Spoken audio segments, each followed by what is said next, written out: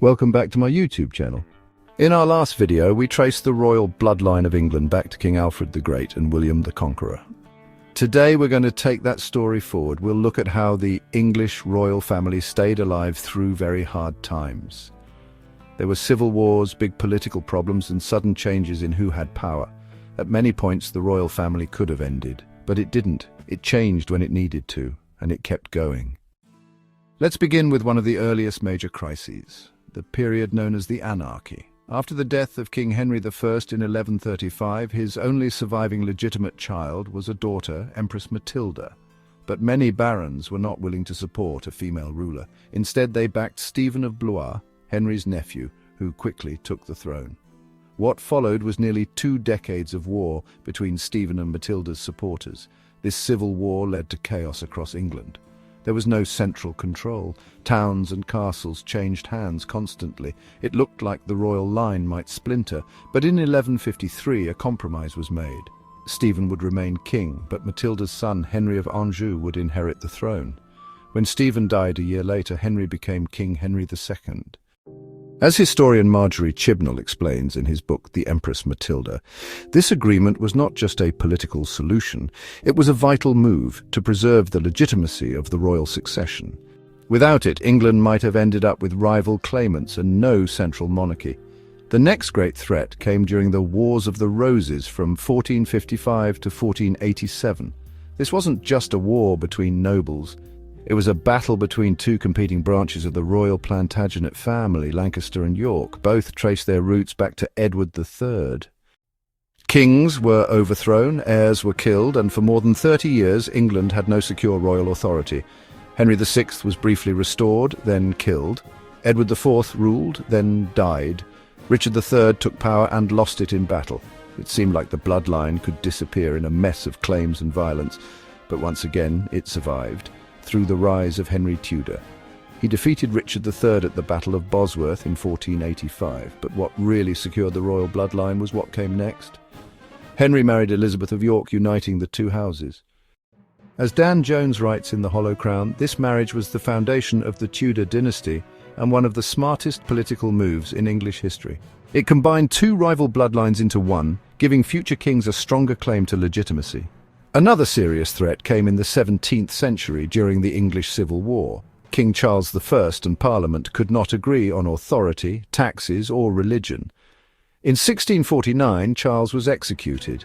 England became a republic, ruled by Oliver Cromwell. The monarchy was gone. For more than a decade, royalists lived in exile and the country had no king. The Stuart bloodline looked like it might disappear altogether.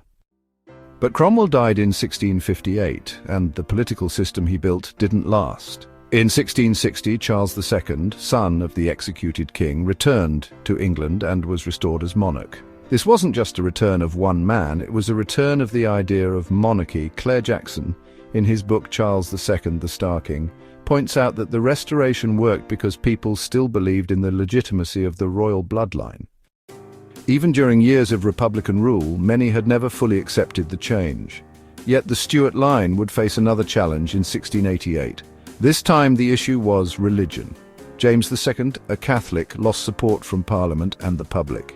Fearing a return to Catholic rule, Parliament invited James's Protestant daughter Mary and her husband William of Orange to take the throne. This event, known as the Glorious Revolution, removed a sitting monarch without war. But it also changed how succession worked. Mary died without children. Her sister Anne became queen, but also died without a surviving heir.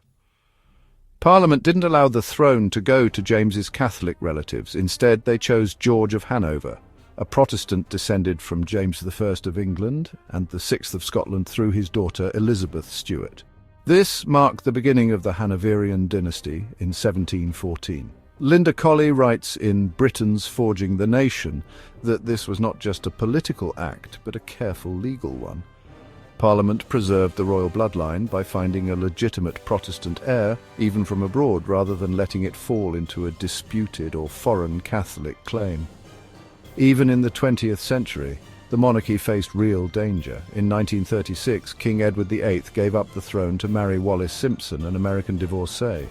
The government would not allow him to marry her and remain king, so Edward abdicated. This could have caused a constitutional crisis. But the bloodline continued through his younger brother, George VI, who became king. It was George who led Britain through World War II, and his daughter, Elizabeth II, became one of the longest reigning monarchs in history.